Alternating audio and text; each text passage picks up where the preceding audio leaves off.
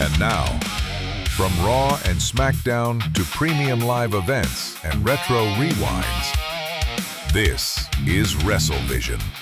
Hello everybody and welcome back to WrestleVision. My name is Luke and this is the show where we take a look at everything happening in WWE from Raw and SmackDown to premium live events, creative decisions and all the little details that make wrestling so good. Ding ding ding. And today we are talking SummerSlam Night 2. And firstly, I have to apologise. Now, you're probably going to listen to both of these episodes, i.e. SummerSlam Night 1, SummerSlam Night 2, in succession. Unless you just want to hear about Night 2. It was the better night. It was the better night, in my opinion. I mean, I think most people think that. This is like head over heels better than what Night gave us. And there were some good points in Night 1, don't get me wrong. Go back and listen to that one if you haven't. But Night 2, man, shit. We got some serious shit happening on Night 2 and many returns. I was screaming at my TV. I don't know if you was. I was getting way excited. It just kind of reminded me of being a little kid again, you know? That's what it felt like, and it felt good. That's what wrestling's supposed to be. It's supposed to be the escapism that takes me back, makes me feel like a little boy again, you know? And Night 2 definitely delivered that. But before we start, I just want to apologise because, as I say, you're probably going to listen to these in succession. Night 1, Night 2, and it's been a few days since I put Night 1 out, since I recorded it, edited it, and threw it up for you guys to listen to. And yeah, man, life, you know? Try and keep this show going. There's a lot more to do. I used to have another podcast, if anybody's interested, covering all things horror. And that show has sadly ended. But we only did one a week. Every Tuesday we used to put an episode out. And I thought that was a lot. And here we are doing SmackDown, Raw, 2-night PLEs, all in the space of a couple of days. So, you know, burnout's real, man. Burnout is real. And I'm not just talking about podcasts, and I'm talking about in wrestling in general. I think that, you know, a lot of people, I see even the big creators talking about burnout of watching so much wrestling. And, you know, like I love wrestling, but I don't think I could watch it 7 days a week.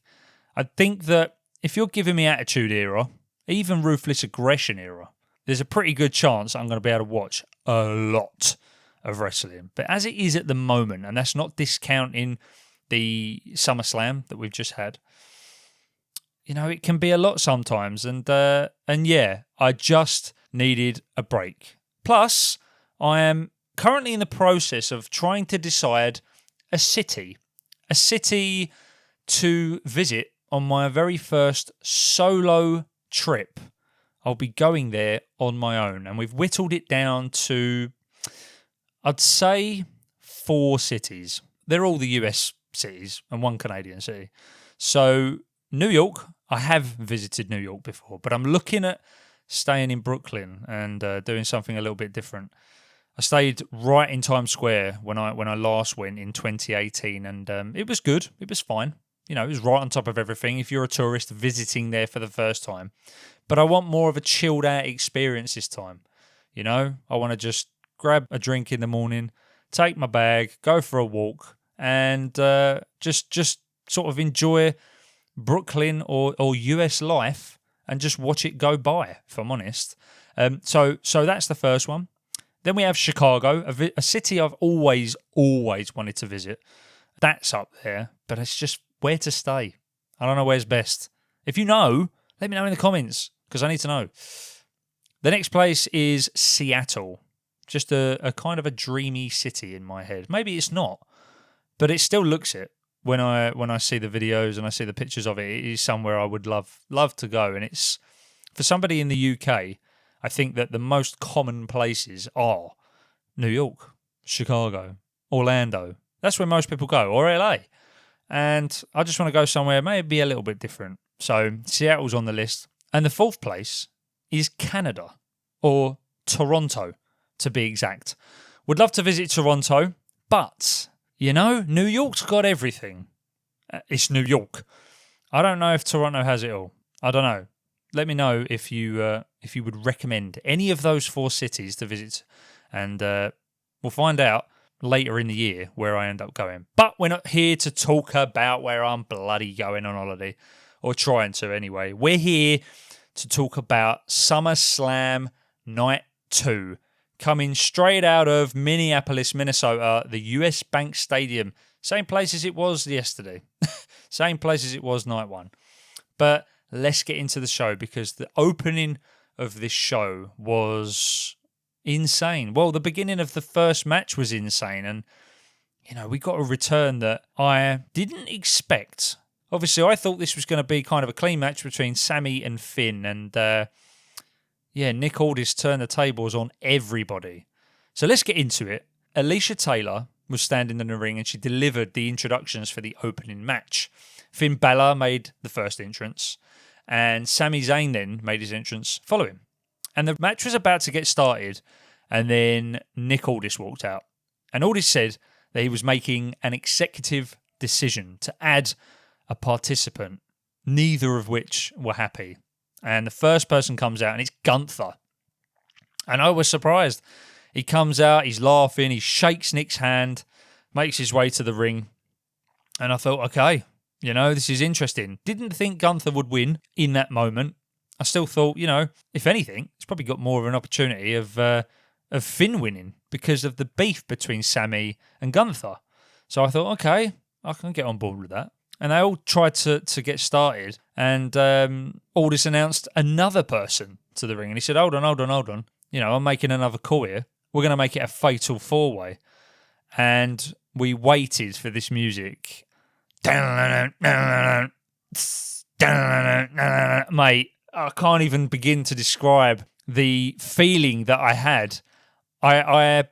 It's not that I thought it was Kevin Owens. I didn't really know who it was going to be, but we'd spoken previously about, like Kevin Owens floating around in the back, maybe, like there was a GM spot or something like that was going to happen. And just one thing I want to mention as well.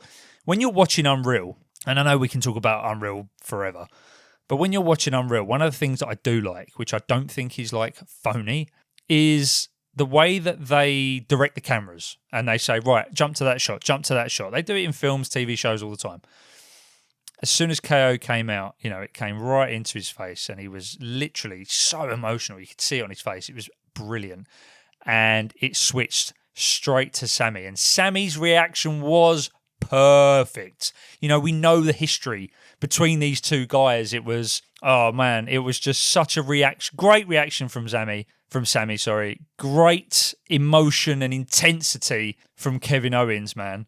I got to be honest, I didn't think KO would win, but he fucking did. He did win. I can't believe it.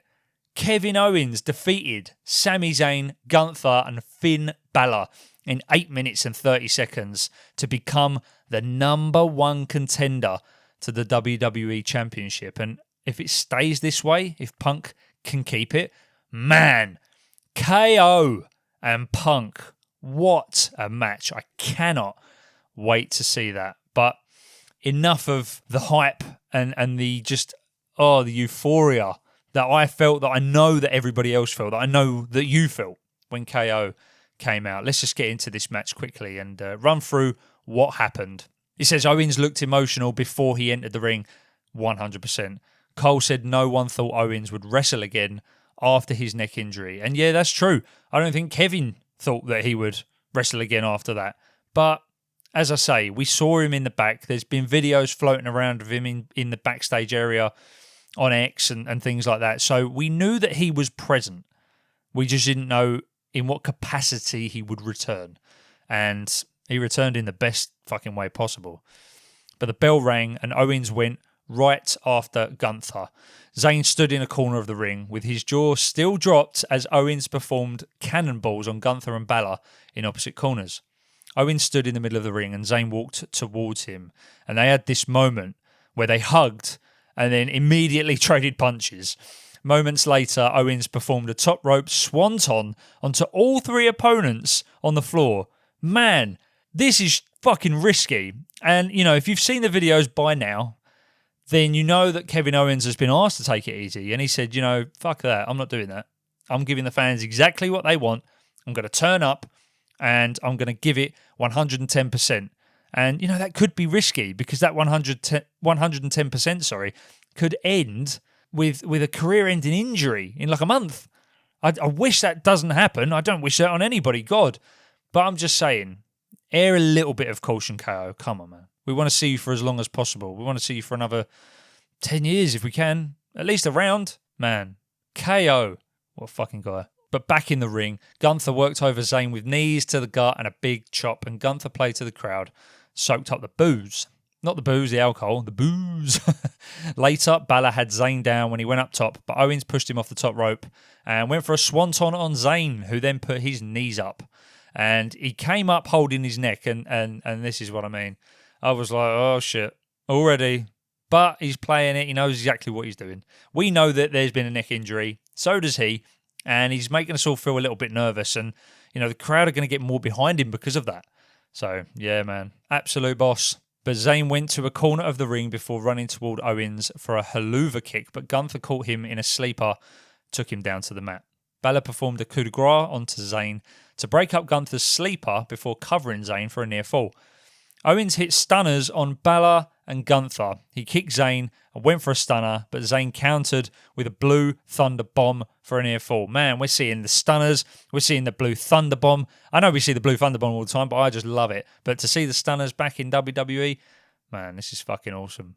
Zayn set up for a haluva kick, but Owens beat him to the punch with the super kick. Owens kicked Zayn and put him down with a stunner before covering him for the 3 count. And I've got to be honest, with KO coming back into the fold here, this only speaks good things moving forward.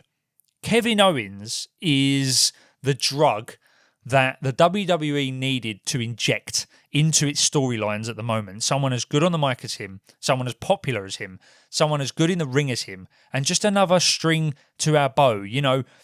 Amongst this entire weekend, we've had a Randy return and a Kevin Owens return so far.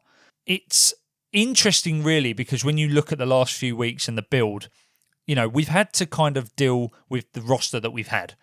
And you might think that, maybe 1 or 2 superstars kind of not being around isn't that significant because we have people like Cody and Punk and Roman and Jacob Fatu and whoever it might be that is your favourite. But realistically, without your Randy, your Kevin Owens, your Drew McIntyre, even those guys, that they thought maybe, or people thought, might not make a huge difference if you inject all of those guys back into the storylines. Wow, we lost some serious fucking talent these last couple of months, So yeah, it's so good for them to be back in WWE for sure. And I feel like just everything's going to amp up now as we head into SummerSlam, as we head into Survivor Series and Money in the Bank and towards the end of the year.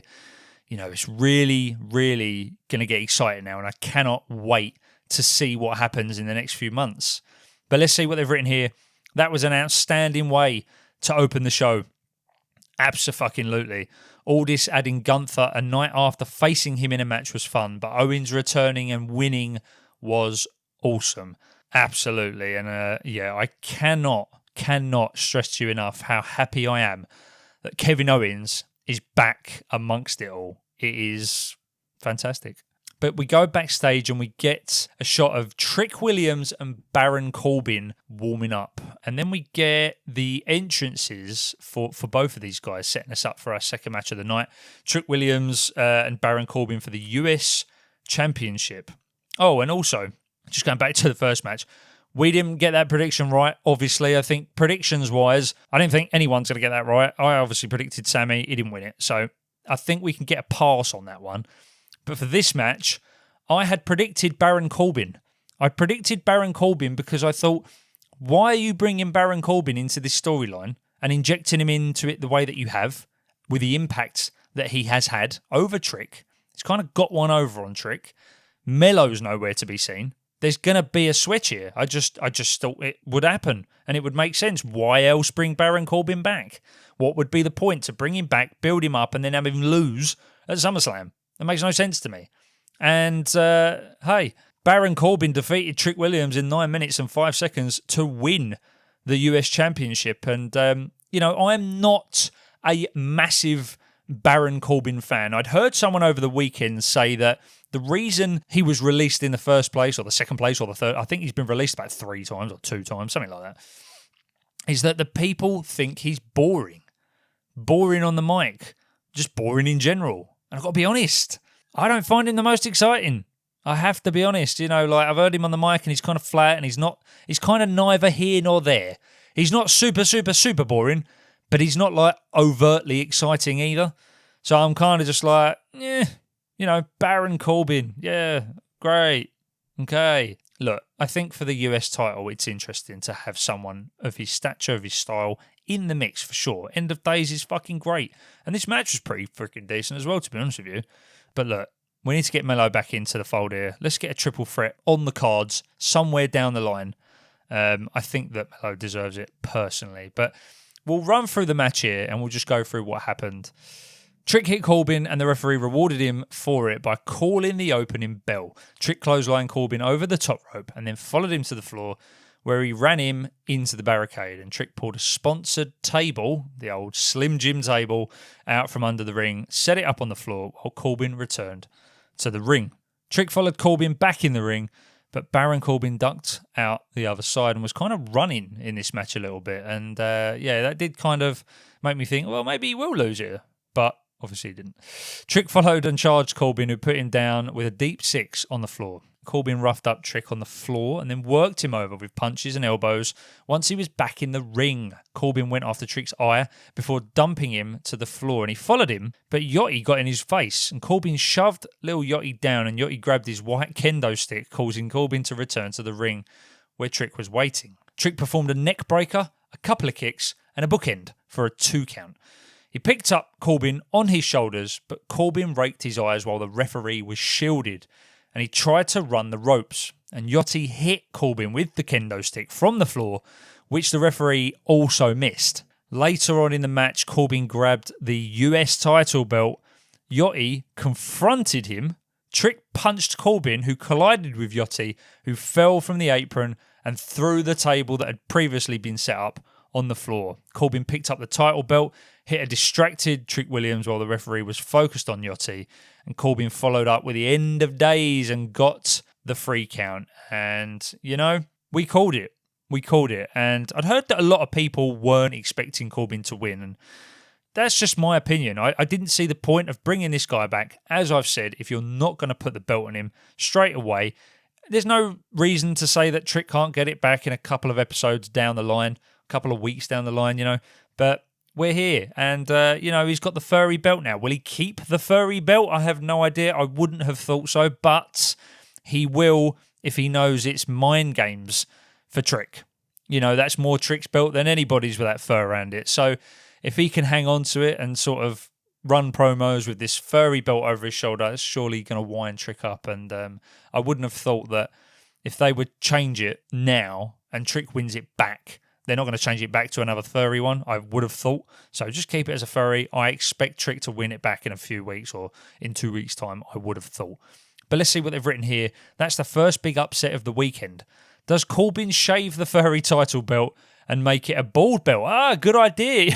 Yeah, he could do that. He could do that. But can you imagine if it was like his skin color as well? It would look creepy, like fleshy sort of weird pinky colour. Oh, no.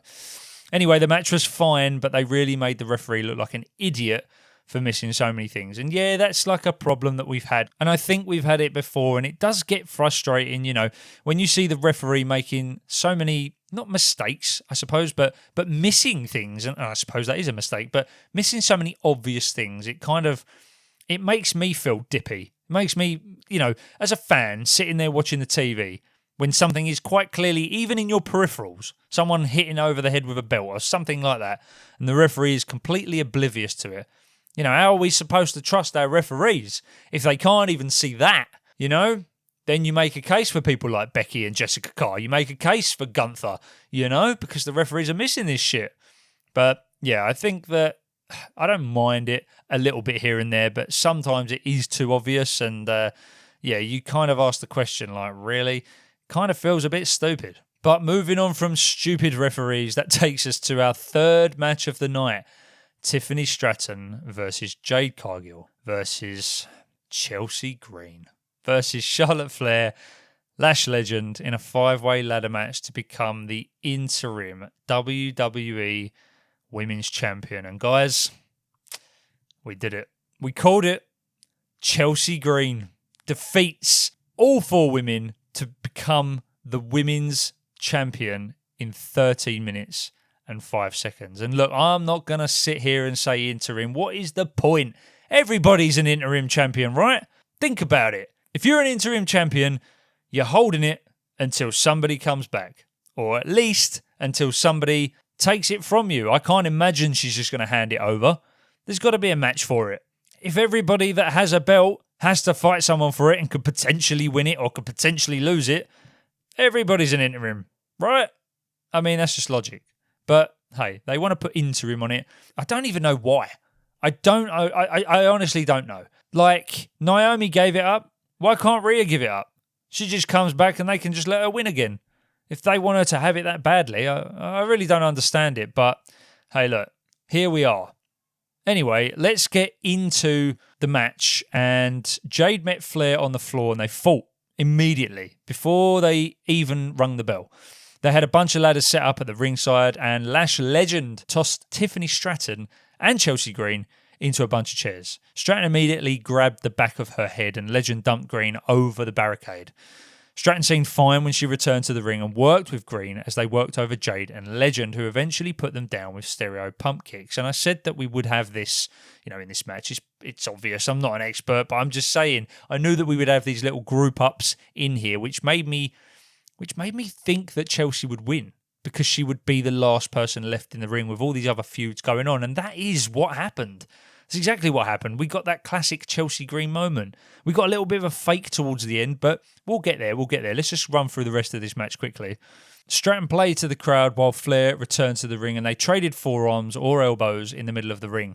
Flair dumped Stratton on the ladder that was draped over the middle rope and Green returned and ended up being alone in the ring. And there's that moment. She made a play for the belt, but Jade returned to the ring and pulled her off the ladder and then performed a clunky-looking Jaded onto the ladder over the middle rope.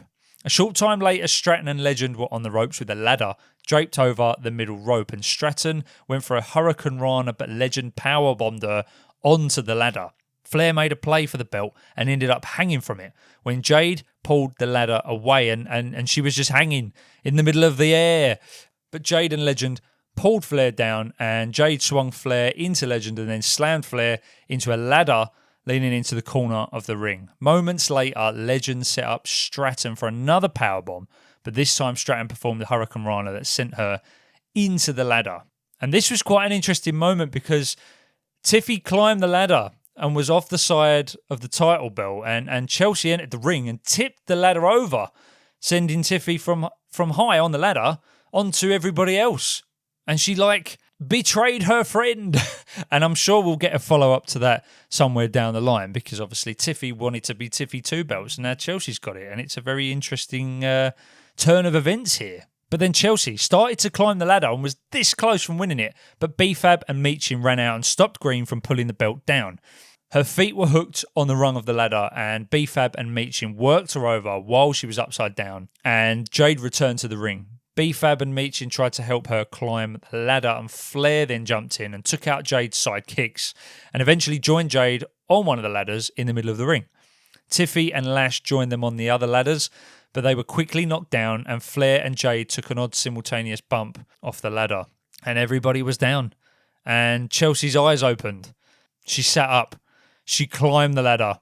And she pulled the belt down to win the championship. And man, I was screaming at the TV. I ain't gonna lie to you. I really wanted Chelsea to win. I think she deserves it. I think she's amazing. I think she's probably one of the best women that we have on the roster right now. And, that's maybe not in her character because she plays, the kind of ditzy, silly sort of, laugh at me and puts everybody over all the time. And I think that, she deserves this, even if it is for a short run. Let's give her the time. I think this is going to be a really fascinating period with Chelsea Green at the helm of the women's division. And I'd love to see if she changes it a little bit differently. And the reason I say that is because when she sat atop the ladder and she had the belt in her hands, there wasn't the silly ditzy Chelsea that we got. It was this almost confident Chelsea that we had holding that belt up. And everything after that we've seen has been almost a different version, like a true champion version. But I really enjoyed this match. I thought it was a fantastic match. Ladder matches always win for me. I love them. But the women really did put a fucking great show on for this. And, the result ending in Chelsea being the women's champion is the cherry on the cake for me. I don't think it could have ended any better. We had predicted maybe early doors that Charlotte would have got it as the obvious choice. But in our predictions, we went for Chelsea Green. We got Chelsea Green. And, yeah, I couldn't be happier. But let's see what they've written here. Take that, Michael Hayes. Absolutely. And there is a video that has since come out from the post-show where Chelsea Green dedicated that win to Michael Hayes. And, he's just a grumpy old fucker, isn't he, at the end of the day? So, fuck you, Michael. I know there's people that don't hate Michael, but I know there's a lot of people that don't love Michael. So I'm definitely in the Chelsea camp here. Like, dude, you don't know what you're talking about. I think you do sometimes, but in that particular moment, oh yeah, she's just there to put people over and she's never going to be at them heights. Well, fuck you. There she is. Anyway, so they say here, okay, so I'm sure he's as happy as anyone for her, despite his comments on WWE Unreal that made her out to be a role player who would never hold a world title. Yeah, what we just spoke about. The live crowd popped big for Chelsea's win. I love it. She's fun and has won over the fans in a major way. It will be interesting to see how Stratton responds to Green pushing her ladder over, which was the most insane bump of the match. Yeah, and as I say, in the next few weeks, we'll probably get an interesting follow-up for that. It says, fortunately, Jade, Flair and Legend did a good job of bracing Stratton's fall on the floor. SummerSlam Sunday has exceeded expectations thus far. Yeah, I think because our expectations were based on night one, and, we always know that night two is going to be better than night one. History tells us it just has been. But even more so with the returns and the win and the wins that we've got. We've had a Baron Corbin win, so we've had a title change. Then we've had Chelsea Green, the underdog, win, and we've had a Kevin Owens comeback, all in the space of like the first hour. Amazing. But that does move us on to our fourth match of the night, which was where it dipped because, frankly, did not give a monkeys about this match. I am going to breeze through this match, guys, because I just don't care. I haven't really got a lot to say on it, to be honest with you. I think we've had too much Danhausen over these last few weeks. Been a little bit force-fed. Dom should be in a better position than he is. And, yeah, it was just bang average. This was Danhausen versus Dominik Mysterio in a human monies on a pole match. I guess they were trying to make that a thing, and it really wasn't. But Danhausen defeated Dom in 6 minutes and 50 seconds. And I know that it was an obvious choice to go for Danhausen because of the streak. I just didn't, because I thought surely they're not going to bury Dom like this. But yeah, they did. And yeah. I don't have a lot to say on this match. Let's just run through it and we'll just see the madness that ensued. And that's another thing. I thought it would be more crazy than it was. And it wasn't, really. It was the same old stuff we've had. This could have been an episode on Raw, to be honest with you. It probably should have gone on the Go Home show, if I'm honest. But hey, look, SummerSlam match. Dom hit Danhausen with a forearm and went right for the money bag that supposedly contains $10,000, but Danhausen cut him off. JD ran out at the 2:20 mark to stop Danhausen from grabbing the money bag. 3 Mini-Hausens attacked McDonough, which drew cheers from the fans, and a fourth Mini-Hausen showed up. And apparently it was Tritohausen, which is the little luchador. One of the Mini-Hausens jumped from the top rope, performed a Hurricane Rana that sent Dom to the floor. Yeah, it's just silly, stupid shit. The Mini-Hausen dove onto Dom, and Danhausen made a play for the money bag, but McDonough cut him off. Then Joe Hendry made his entrance with a guitar. He's like the really, really shit Jeff Jarrett that we have on the WWE right now. McDonough ran up the ramp to meet Hendry, roughed him up, and slapped the guitar over his back. Hendry stood at ringside and watched while Dom crotched Danhausen over the top rope. Dom went for the money, but Danhausen cursed him. Some pyro shot up from the ring post, causing Danhausen to fall off the top ropes. Danhausen pulled... Oh, sorry, Dom cursed Danhausen. Right. Danhausen pulled the money bag down to match the win. Oh, there's some confusion there. Someone cursed somebody and Danhausen won, basically. That's what we got. Just forgettable. Don't really care about this. Hopefully it's done. Keep the money. I couldn't give a monkeys, to be honest with you. But let's just see what they've written here. This didn't do anything for me. Yeah, same. But the live crowd, particularly the kids, clearly enjoyed it. Well, that's what it's all for, isn't it? I'm not going to sit here and complain about it and bitch and moan about it to the nth degree, shall we say, because ultimately it is for a younger crowd. I think that the interesting thing is that you don't cater your ticket prices for young crowds. Yes, they still turn up, but that's on the adults, and it's just a bit of a fucker that the adults are going to pay these, this money for the kids to go, and it is a shame because it's not really for families anymore. It feels like you're charging adult money for adults, and this is what we're getting, which is why we complain. But then there are kids that turn up. And it's like, yeah, this is great for the kids, but how many of those kids turn up every single week to Raws and SmackDowns and follow this story? Probably not a lot of them. You know what I mean? So, especially in the US, when you're paying so much money to actually watch the fucking show in the first place on USA and fucking ESPN and all that, it's it's bizarre. I don't know really who the fuck this is for, to be perfectly honest with you, but. And I talk about wrestling as a whole there at the moment. It's obviously very like an adult crowd most of the time, but this kind of stuff, human money's on a pole match, is pretty stupid. But that does move us on to our 5th match of the night. After we've got all that drivel out of the way, we move on to Penta versus Chad Gable for the IC title. We called another one. I think this was an easy one to call, though. A lot of people had called Chad Gable to win. It was about time that he won his first singles title. It was about time that he beat Penta, kind of full circle moment. I think that it was Penta's first match was versus Chad Gable, I think. So, yeah, nice full circle moment here. And, yes, Chad Gable defeated Penta in 11 minutes and 10 seconds to win the Intercontinental Championship and his first. And this was a great match. We'll run through it here and just sort of give our thoughts at the end. It began with Gable offering a handshake to Penta and he accepted. And Gable tried to walk away, but Penta held his hand, spoke to him for a moment, and we get Gable performing some German suplexes and bridged while getting an early near fall. Gable grabbed Penta from behind and Penta pulled him into the corner and ducked, causing Gable's shoulder to hit the top turnbuckle pad. And yeah, Gable sold the shoulder pain, man, very well into this match. We know he's had injuries in the past, and I was believing this. I was like, oh shit, maybe he's actually injured. But props to fucking Chad Gable, man, for selling this so well, because he had me fooled. I got to be honest with you. But Penta kicked Gable while he was talking to the referee, and Gable stuffed a backstabber and then knocked Penta down. Gable went for a moonsault, but Penta super kicked him on the way down.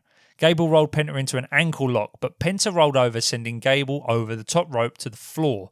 And I don't know about you, but I know that the ankle lock has always been something that you can roll out of, but it's not as protected as what it once was with Kurt Angle. This is essentially Chad's move. This is his special move. Or is it his finisher? Probably not.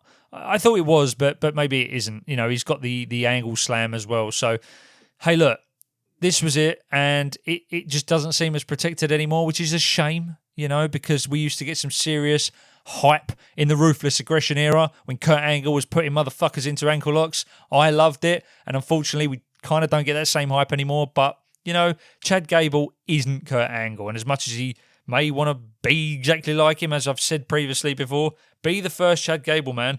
Bring something else into it. It can be a little bit too Kurt Angle sometimes, but ultimately, hopefully, at least, we get this run with him as the IC Championship and we really find out who Chad Gable actually is. Back to the match, Penta hit Gable with a tope con hilo. I never know how to say that. Is it tope con hilo? Tope con hilo? You know what I mean. Gable came up selling his shoulder again, and back in the ring, Penta hit the Penta driver for a near fall. A short time later, Gable had Penta down when he went for a top rope dive, but Penta caught him in a hold that wrenched Gable's bad shoulder again. Penta threw kicks at Gable and said he was sorry before throwing another kick. Gable rolled Penta into an ankle lock again, and he rolled out of it again. See what I mean? Gable applied an armbar over the ropes and had to release it and performed a German suplex on the ring apron, causing Penta to fall to the floor. He performed a top rope moonsault onto Penta and then threw him back inside the ring. Gable performed a top rope headbutt, covered Penta whilst also selling the shoulder injuries still, allowing Penta to kick out. Gable went to the middle rope while we had Penta seated on the top turnbuckle and Penta sent Gable to the apron, hit him with a Mexican Destroyer. Oh, mate, that move is too freaking good, man. I absolutely love it. I really do. But Penta got Gable back inside the ring, covered him for a near fall, and Penta set up for another Mexican Destroyer, but Gable took him down, applied the final ankle lock, and when Penta made a play for the ropes, Gable pulled him back to the middle of the ring and then dropped down to the mat, got it in the real hold while maintaining it, and Penta tapped. And yeah, man, it was emotional at the end because Gable was kind of sitting there in the corner of the ring. And I love those moments where, you know, the real person comes through. You've been working so hard to finally get to a goal, get to an achievement, you know, win a belt. Finally, and the referee kind of brings it over to him and he looks at it, and it's just in that split-second moment there that you get the real emotion of the person and the achievement that they've finally made in their career. You know, that's etched in history now. Chad Gable will forever be an Intercontinental Champion, and we'll look back at the greats, the great IC champions, and you know, we've got a real mixture. It really is a fantastic belt. I've always loved the IC Championship. You know, it's something special about it. I don't know what it is. It's, you know, the only thing I would say is that I would love them to bring back the classic. You know, like how they did a few years ago with the white strap. I think who had it? I want to say Seth Rollins had it, amongst others. I just got these images of Seth holding it. But yeah, like that belt is special. And I don't particularly like the design of the new belt, if I'm being honest. It's kind of boring. You know, the old IC Championship looked, even the one that we had in the Attitude Era looked interesting. You know, like the Chris Jericho one is kind of where I'm going with it because he was the one who always had it when I was growing up. But yeah, that belt and the classic IC Championship belt, I'd bring that back because I think the white belt would look really cool, especially on Chad Gable. I think he would really look cool with that belt. And yeah. Brilliant fucking match. You know, like, I'm not going to lie to you. The thing that ruined this match at the end, and I'm sure you probably know what I'm going to say, is there was a fucking guy dressed as a dog. And he was advertising some freaking root beer thing. And he had this moment with his family and he'd done his Chad Gable speech, similar to the one that he'd done at the end of the Mask versus Mask match, but kind of solidifying himself as Chad Gable now. And he said, "My name is Chad Gable, and I was born, raised, and I live in Minneapolis, Minnesota." And, you know, it was really, really heartfelt. And as I say, it was ruined by this fucking dog coming up to him, chucking him a few root beers, and this fucking advertisement was slapped across the screen. It was just so unnecessary. And I don't know if anyone else has noticed. Maybe I've only noticed late, but they've got like KFC fucking logos all over the bloody announcers' desks now as well. It's just getting over the top, mate. There's just advertisements fucking everywhere. Like, Jesus, you money-hungry motherfuckers. Just stop. Stop it already. Like, it's so in your face, it's unbelievable. You got the adverts in between the matches anyway. You don't need all these... Oh, it is unreal. And, yeah, I wouldn't say it ruined the match, but it kind of was like a little asterisk on this moment. And, yeah, you know, overall, brilliant match. Fucking loved it. And so far, man, SummerSlam Night 2 is fucking kicking ass. Like, it seriously was... it's blowing Night 1 out of the water, man. I ain't gonna lie to you. Let's see what they've written here. This was such a nice moment until the fucking root beer mascot showed up. Yeah, 100%. Seriously, is nothing sacred. Well, that's what it fucking feels like. It feels like we can't even have an emotional moment with a guy who is presenting himself as him, not as the character Chad Gable, like, you know, as Chad Gable, the person. And yeah, we've got fucking root beer dog person. It's fucking stupid. The match was entertaining, but it didn't have enough time to be more than good. Well, I thought it was decent. I mean, Penta's always putting a show on anyway. I'd like to see more from Chad Gable. I'd like to have him really, really go. You know, we know that he can. Mask versus Mask. Give me something like that, especially for title matches. You know, and it was interesting. I saw something recently when it was Undertaker on, I don't know if it was the CVV podcast as such. It was like one of his live events. I think it might have even been at Fanatics Fest. And he was asked about the Mask versus Mask and how much input that he had in that match, because obviously he's running AAA now, The Undertaker. And he kind of said that he gave like a pep talk to El Grande and Chad to make this something more than what you've kind of ever done before. And I don't think there's anything wrong with doing that. You know, you don't have to do that at the culmination of a story every time. I mean, you do. But what I'm saying is you don't have to do it only at the culmination of a story every time. I think that there's definitely room to have absolute banger matches, especially at SummerSlam, WrestleMania, Survivor Series, The Rumble, any of these freaking PLEs that we get. You know, we should be putting on amazing matches, and I don't know why they do. And it plays into this narrative that we've heard all throughout the years in WWE, whether it be a superstar, whether it be a storyline, and that's too good. That's too good. That match is too good. Or that gimmick is too good. Or that promo is too good. And I'm like, what the fuck are you talking about? Like, again, that then plays into nobody's bigger than the company. And it's like, well, fuck all that. Do you know what I mean? Because we want to have these stars be the best that they can be. You know, you're essentially being caught up by AEW right now. Like, don't get me wrong. I know that there's a stark difference in the presentations and the wrestlers and everything. You know, they're very, very different companies. But WWE could be so much bigger and better and more popular if they just allowed their stars to run with ideas and just give it 110%. And I feel like they don't. I feel like they put the brakes on them too early. And then we kind of get matches like this where, you know, the majority of people are going to enjoy these matches 100%. This was a great match and a great night so far. But could it have been better?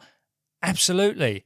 And I feel like that they don't allow them the time, because even more so now because of these fucking adverts. But, you know, I also think, as I've just said, that there is kind of a brakes that is prematurely pushed by somebody in creative to say, whoa, you could be good, but you can't be that good. And yeah, I just find it a shame.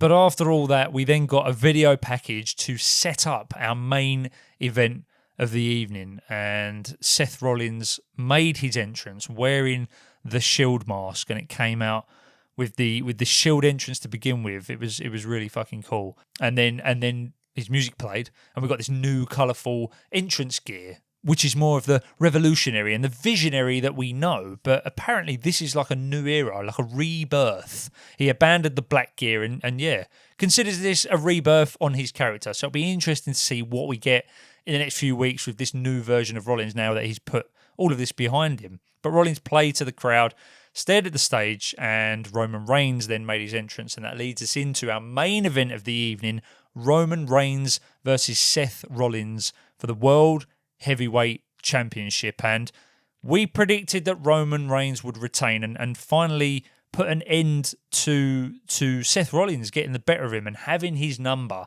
and he most certainly did, because Roman Reigns defeated Seth Rollins in 33 minutes and 25 seconds to retain the World Heavyweight Championship. And I just want to take a few paces back to the match that we just had. Now, we've just spoke about the fact that, and we spoke about this on night one as well, we had a 30-minute match between Punk and Cody and a 10 or 11-minute match between Brock and Oba. And I don't know who's assigned the times to these matches, but for me, they're wrong. Now, this was a great match. Was it the best match we could have had or I've ever seen? No. I think that this went on a little too long, if I'm honest with you. I think that 20 minutes would have been okay. Compact some of those moments. There were kind of moments in this match where we were stopping and starting and having these looks and sort of pausing for emotional effect, I guess, but I didn't really feel that. I've got to be honest with you. Half an hour, 33 minutes is a fucking long time. And, you know, if we go back, like I just said, if we go back to Chad Gable and Penta and we add 10 minutes to that match, I think that it would have been amazing to give Penta and Chad 20 minutes or even 15 minutes or 16 minutes or 17 minutes, you know, a few more minutes. And what that does for the IC title as well, I feel like there's like such a big gap at the moment between the World Heavyweight Championship, the WWE Championship, and then there's just the rest. That's how I kind of see it. The focus is always in the top 2 titles. And I understand that. But the storylines for the IC titles, the storylines for the US, even though that was a dip below the IC, always used to be more... they always used to have more something to them. Do you know what I mean? And I feel like now that anyone can kind of win the IC title, and it doesn't really mean as much. And that's not to take away from anybody that's won it, or Chad, or Penta, or anybody. But that's just how it feels. I don't know if you guys agree, but... it just used to have a bit more oomph. We used to have people like Chris Jericho and Bret Hart, being these amazing IC champions. And now, and I'm not comparing the champions that we have now to them, but it just doesn't feel as regal as it once did. I feel like it's kind of dipped a bit. And giving the match the time and giving these matches, these IC championship matches, these US title matches, just a little bit more time in the ring to breathe. Rather than giving us fucking 33 minutes for a World Heavyweight Championship match. Yeah, I think that probably would have done the IC Championship well, and we still would have got a really decent match here between Reigns and Rollins, to be perfectly honest with you. But I did enjoy the match overall. There were some good spots in here and things like that, little callbacks to the Shield, and obviously Seth with a chair spot. Well, it was Roman this time and things like that. But yeah, it was a very good main event, I have to be honest. But let's just run through some of the moments in this match here. We're not going to go through the whole entire thing because it's bloody long. Just like night 1, really. But we'll get to some of the more interesting points here. So Reigns and Rollins met in the middle of the ring and exchanged words before locking up, and they brawled into the crowd around the 8-minute mark. And Reigns suplexed Rollins into a steel piece of the floor. Rollins came back and jumped off the barricade, hit Reigns with a knee strike while they were back at ringside. And Rollins let out a war cry and charged Reigns for a spear, but Reigns did not budge. He hoisted up Rollins and powerbombed him through the Spanish broadcast table. He cleared the English table, picked up Rollins for another powerbomb, but Rollins slipped away and then powerbombed Reigns through the English broadcast table. And both men were down as the referee started to count. And they returned to the ring.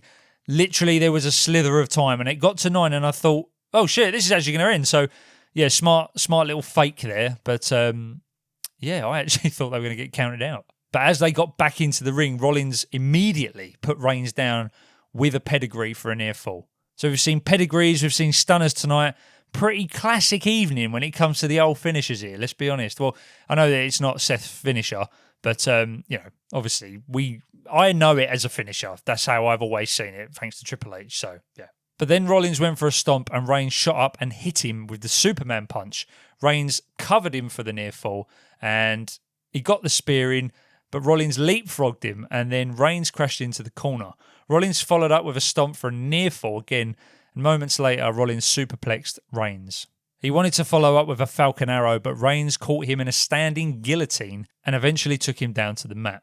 Rollins got back to his feet and went for a suplex, but Reigns slipped away and Reigns fell to the mat, but he got up and speared Rollins for another near fall. And this was a proper wrestling match. You know what I mean? Like, there was so much going on in here. It was a very good match. Looking back, it was good. And I know that everybody thinks it was. Reading it back, you're like, wow, this was a meaty-ass match. And, obviously I've sat and I've watched it. It was very, very late, but it was bloody good. Rollins performed the buckle bomb. He went for a stomp, but Reigns avoided it. And then Reigns performed the buckle bomb and then hit the stomp on Rollins for a near fall. So it was interesting how he was kind of getting people, getting the two guys doing each other's special moves there. Interesting from Reigns to play that game. But then Reigns and Rollins traded punches in the middle of the ring and Rollins collided with the referee and we got the obligatory ref bump as we did in the first main event, the semi-main event, shall I say. Rollins performed a Dean Ambrose DDT and he went for another, but Reigns performed the move instead. Reigns went for a spear, but Rollins moved and the referee, who had just gotten back to his feet, was taken out again. Rollins went to the floor and looked at the title belt that was resting on the podium. He grabbed a chair from the timekeeper's area, slowly headed back to the ring. And Rollins held the chair and watched Reigns get to his feet, but then Reigns turned and dropped him with an uppercut. Reigns picked up the chair, Rollins got to his feet, and Reigns tossed the chair at the floor and decided against it. Be the better man. A surprised Rollins turned around while Cole said that Reigns was telling him that they were going to end this man to man. Yeah, I like it. I like it, man. Rollins started to slap Reigns and told him to be a man, and Reigns fired off several shots until Rollins kicked him in the gut and then threw some kicks at Roman's head. They traded kicks and then Roman hit a Superman punch. He ran the ropes for a spear, but Rollins put him down with a pedigree again. Rollins went for a stomp, but Reigns avoided it, and it was all coming to a culmination here. It was getting really interesting and really exciting towards the end, and Rollins did hit the stomp on the second try. He went up top and wanted to perform a stomp from there, but he had to roll through when Reigns moved, and then Reigns speared Rollins twice. He let out his war cry, "Ooh, ah!" before spearing Rollins. The referee returned to the ring and made the 3 count. Cole said it was one of the greatest main events he'd ever witnessed at SummerSlam. Well, they're always saying that, aren't they? Because they've got to G it up. You know, well, you've got to be at the next one because it could be the greatest the next time. Barrett spoke of how Reigns decided that he had beat Rollins the right way to show he's the better man. Yeah, I mean, I guess so. He done it without. He didn't take the coward's way out, is what he's saying with the chair. Cole said there was no bloodline and that Reigns beat Rollins 1-on-1. Yeah, I was surprised. I did think that the bloodline would come out in this match as we'd had predicted. But they didn't, and I'm glad. I'm glad it was kind of clean and it was what it was. It was only about this story. It only needed to be about this story, and I'm happy that it was. Roman held the title belt up, and Cole said it was poetic that Reigns used 3 spears and mentioned there were 3 Shield members. Oh. Well, I don't know if that is the reason, you know. That's like one of those superstition freaks that thinks everything is a sign. But after the match, Reigns got to his feet for a moment as Rollins sat in the opposite corner and watched him. Reigns sat down in his corner, locked eyes with Rollins, and yeah, it was nice actually because Reigns stood up, kind of put his fist out by his waist, you know, like the Shield pose that they did, and Seth got up and did it too, and they had the mask sitting in the middle to kind of represent Dean Ambrose, kind of calling end to the Shield once and for all, which is sad, but you know, very very cool ending. The build could have been better. I did like the promos. I thought the bulk of them were very good, you know, as I've said in previous weeks, but I just think most of the stuff building up to SummerSlam could have been better. But hey, look, that was our main event. It was pretty good, and I think that Saturday overall was fucking great. Great results, great matches. Yes, it was structured the same way. You know, we had the gaps in between with the here's what happened in this year, just like we did on night 1. But these matches just seem to be more entertaining, and I think that you notice the adverts more if the matches aren't as great. You know, simple as that. Yeah, overall, a really, really good night, and smashed it out of the park, mate. Way better than night 1, in all honesty. And let's just see what they've written here. A very good main event with big moves and big near falls. The announcers laid it on a little thick afterwards, but it was entertaining and the live crowd was hot for it. Yeah, they do though. I think like a lot of people aren't sort of too happy with Cole. Not for laying it on thick here or anything. They just think he's a little outdated now. I like Cole, but he's no JR. You know, it's kind of a hard sort of bar to get to. So, you know, give him a break. If we lost Cole, who the fuck are we getting in instead? And is anyone going to be as overexcited as Cole is? I don't think so. It says, interestingly, Cole said this was the final chapter. Sorry. Let me read that again. Interestingly, Cole said this was the final chapter, yet they never declared during the build that this would be their final match. Yeah, but I thought it would be anyway. I kind of just thought it would be. That's how they presented it, I thought. They've said, I'm guessing it won't be, or at least the company doesn't want to claim it will be when they could always revisit this rivalry down the road. But if this was a rebirth for the Rollins character, where does he go now that he lost? You know, Rollins is such an important character to WWE. And I think that at any given moment, he can be in any title picture. And I think the main event is kind of where he belongs. However, I do think now that what he should do is start putting people over. Bit like what Becky's doing. Becky can walk into the main event picture and you can believe that she would win. Doesn't matter that she's been there longer than anyone else and that she's won it all before. It can happen.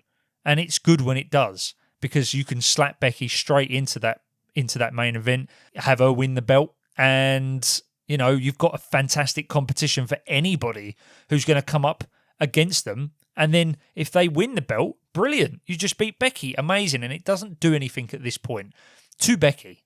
And I think it's the same situation with Seth. You know, Seth isn't going to be damaged by losing belts or winning a belt for a little while. It's only good news from here with Seth. So I think that putting people over and sort of putting him, still keep him in the main event, you know, elevate the IC if you wanted to. But I think the main event's where he's at, and just really, really interesting stories and feuds with people. Maybe even tying up more loose ends along the way.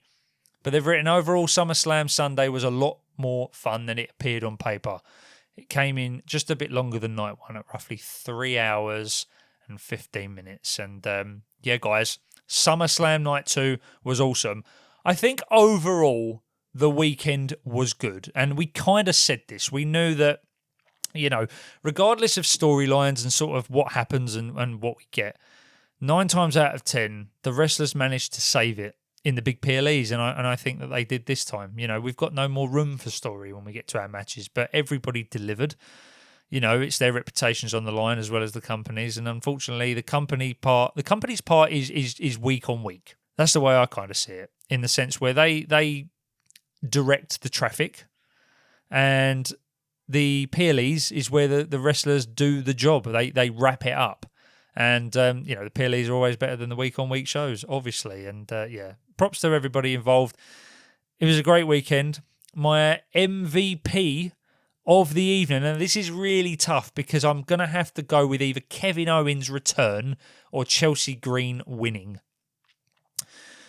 I foresaw Chelsea winning this. I'm not going to sit here and say, oh, yeah, I definitely knew it was going to happen. It was a hunch, and it came true, and I am extremely happy that Chelsea won the interim WWE Women's Championship. She's the Women's Champion. All right? Straight up. I'm so happy that Chelsea won this belt, but I am going to give it to Kevin Owens because I just did not see this happening. And to start the night, to see the emotion, the way it all played out over the course of the match and Sami's reaction and everything, it was just, oh man, what an opener. And I just think that going forward, you know, Kevin Owens, as I said, needed to be injected into this company. Like it just needed to happen at the moment. It is the perfect time for him to come back. And you can imagine him, can't you? Sitting in that hospital bed or wherever he was, sitting at home, watching this week on week and going, oh my God, like this is poor, because we've all said it has been. And he probably thinks the same thing. So fuck yeah, KO's back. Fight Owens fight. Cannot wait to see what happens between him, Punk, Sami, Finn, Gunther, Cody. Oh, everybody's in the mix now. It's going to be and Randy. Don't forget Randy as well. Shit, nearly forgot about Randy there. Everybody is involved. So we might have a couple of teams here, guys, for Survivor Series, potentially. But we've got Money in the Bank in the middle of all that. So it is very, very exciting. But my wooden turnbuckle of the evening is again going to Danhausen and Dom. I just thought it was crap. It was like the hair in the dinner. You know, this was a really, really nice meal, SummerSlam Night 2, but there was a hair in my dinner. And that hair was Money's on a Pole match.